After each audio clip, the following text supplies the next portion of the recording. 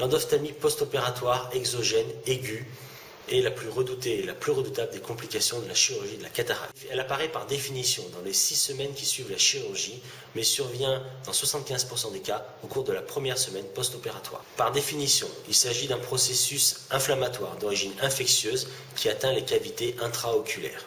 Il s'agit par définition d'une infection dans une cavité close, c'est donc un équivalent d'abcès. La clinique de l'endophtalmie aiguë est le plus souvent bruyante. Elle associe dans 95% des cas une chute de l'acuité visuelle et dans 75% des cas une douleur. À l'examen clinique, on retrouve une inflammation de chambre antérieure allant du simple effet tyndale à la constitution d'une membrane cyclitique, voire d'un hypopion. Le vitré est également le siège d'une inflammation avec ce qu'on appelle une hyalite. On retrouve aussi d'autres signes cliniques, comme par exemple un œdème palpébral. Ainsi, tout œil rouge et ou douloureux et ou porteur d'une baisse d'acuité visuelle dans les 6 semaines qui suivent une chirurgie de la cataracte est une endophtalmie jusqu'à preuve du contraire. Donc, le premier examen à réaliser avant toute antibiothérapie est une ponction du vitré et ou de la chambre antérieure, en sachant que la ponction du vitré est 2 fois plus rentable que la ponction de chambre antérieure, qui n'est positive que dans 1 cas sur 3. Ces prélèvements permettent ainsi l'analyse microbiologique des liquides intraoculaires.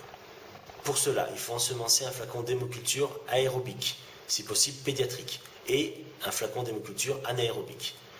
De plus, dans certains centres où la technique PCR est disponible, il faut réaliser une PCR universelle pan-bactérienne à la recherche de l'ARN 16S. Il a été prouvé par biologie moléculaire que la majorité des micro-organismes responsables de l'endophtalmie aiguë post-opératoire sont portés par le patient lui-même, c'est-à-dire au niveau de sa flore cutanée, de sa flore palpébrale ou de sa flore nasale.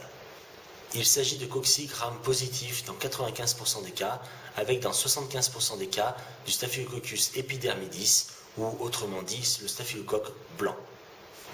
La conduite à tenir dans le cadre de l'urgence est de réaliser ces prélèvements intraoculaires avant la mise en route de toute antibiothérapie.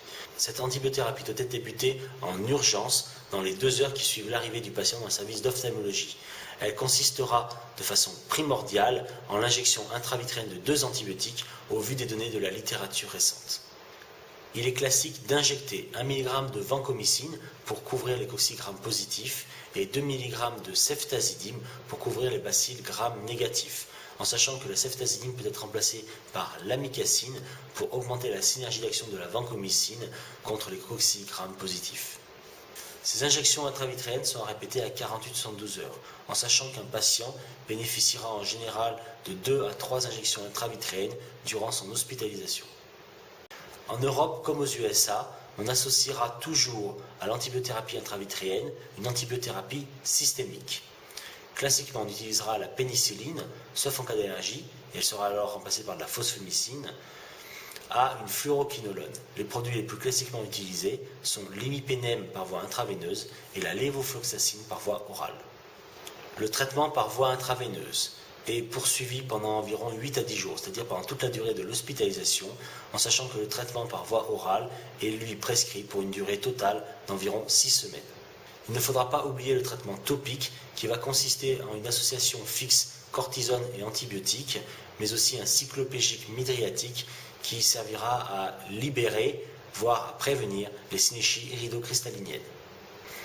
Les collyres fortifiés ne sont utilisés qu'en cas d'infection de la surface cornéenne, comme par exemple une endophtalmie due à un abcès sur fil. À côté de l'antibiothérapie, la corticothérapie est une thérapeutique de choix qui permet de réduire la réaction inflammatoire et de préserver ou d'améliorer le pronostic fonctionnel de l'endophtalmie. Ils sont utilisés par voie intravitréenne, le plus souvent lors de la 2e injection d'antibiotiques, mais sont possiblement utilisables dès la première injection d'antibiotiques si le tableau clinique paraît peu sévère. On injectera alors 200 à 400 microgrammes de bêta-méthasone. De toute façon, on associera de façon systématique une injection quotidienne sous-conjonctivale de bêta-méthasone et d'aminocytes. Il ne faut pas oublier de laisser le patient à jeun tous les matins. En effet, il faut savoir poser l'indication d'une vitrectomie. D'emblée, si le tableau est très sévère avec une acuité visuelle inférieure à 1/10, ou secondairement en cas de non-amélioration ou d'aggravation, surtout si la microbiologie a révélé des micro-organismes virulents, comme par exemple le staphylocoque doré, le streptocoque ou un bacille gram négatif. Cette vitrectomie correspond au drainage d'un abcès, règle bien connue par nos confrères chirurgiens d'autres spécialités. La vitrectomie permet de diminuer la charge bactérienne, d'éviter l'organisation secondaire du vitré, de favoriser la pénétration des antibiotiques et enfin de réaliser à nouveau des prélèvements, cette fois de vitré pur et dilué. La vitrectomie est de réalisation technique difficile et requiert un chirurgien expérimenté.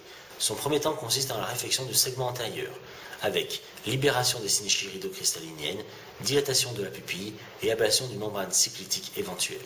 Puis on réalisera une vitrectomie postérieure avec un système 20 gauge ou transconjonctivale 23 ou 25 gauge avec une lentille plan concave dite plate et une lentille grand champ avec utilisation d'un inverseur d'image. Il est dangereux d'aller plus en avant de par les tractions vitréo-rétiniennes et le risque important de déchirure rétinienne. Cette vitrectomie est centrale et légèrement périphérique, allant jusqu'à la région équatoriale. La prévention de l'infection post-opératoire repose en priorité sur le respect des règles pasteuriennes d'asepsie et d'antisepsie connues depuis le XIXe siècle. L'asepsie correspond, pour simplifier, à l'utilisation au bloc opératoire de matériel stérile et à une décontamination des surfaces. L'antisepsie est l'utilisation de substances toxiques pour les micro-organismes de façon non spécifique.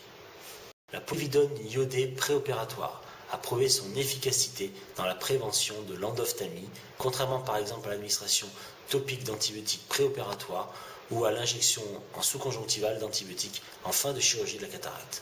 Il est préférable que nos patients réalisent une douche à la povidone iodée la veille et le matin de la chirurgie. Il est obligatoire d'appliquer à 3 reprises la povidone iodée. La première fois sur la peau avec une solution à 10%, geste réalisé par l'infirmière.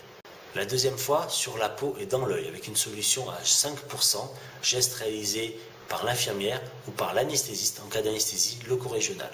Enfin, une troisième irrigation dans l'œil par l'ophtalmologiste.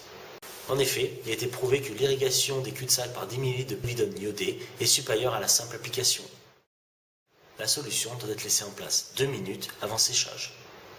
Par ailleurs, il est recommandé de recouvrir les cils, notamment leur base, par des strips adhésifs ou par un champ de protection adhésif non troué.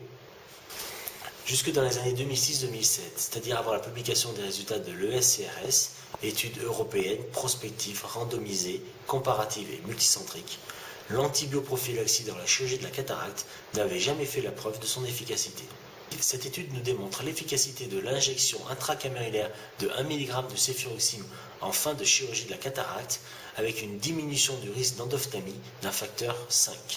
La reconstitution de céfuroxime se fait classiquement de nos jours en salle blanche à la pharmacie hospitalière. Dans le service d'ophtalmologie de l'hôpital de la Croix-Rousse du CHU de Lyon, comme dans d'autres CHU français, nous utilisons de façon systématique la céfuroxime, et ce depuis juillet 2008, pour tous les patients opérés de la cataracte non allergiques au bêta-lactamine. En cas d'allergie, et pour toute autre chirurgie intraoculaire, nous utilisons de façon conventionnelle une fluoroquinolone administrée per os, la veille et le matin de la chirurgie. Autant l'utilisation d'antibiotiques topiques Colir dans la période préopératoire n'a pas démontré son efficacité, autant il est consensuel de l'utiliser dans la période post-opératoire jusqu'à obtention de l'étanchéité des incisions, c'est-à-dire en général 1 semaine. Il s'agit d'une décontamination de surface et pas d'une antibioprophylaxie. En conclusion, il faut connaître les signes cliniques de l'endophthalmie pour pouvoir faire un diagnostic précoce. Mais il faut également informer le patient et le suivre régulièrement dans la période post-opératoire avec une première consultation de contrôle dans la semaine qui suit l'intervention. Le traitement préventif doit comporter l'utilisation à 3 reprises de la povidone iodée et nous le pensons indispensable, l'injection intracamérulaire de 1 mg de céfuroxime en fin de la chirurgie de la cataracte chez tout patient opéré non allergique au bêta-lactamine. Le traitement curatif est une urgence absolue. Il faut prélever le vitré ou l'humeur aqueuse et injecter en intravitréen 2 antibiotiques au plus tard dans les 2 heures qui suivent l'arrivée du patient dans le service d'ophtalmologie. De plus, il faut savoir instaurer une antibiothérapie systémique et topique et ne pas hésiter à réaliser une vitrectomie postérieure.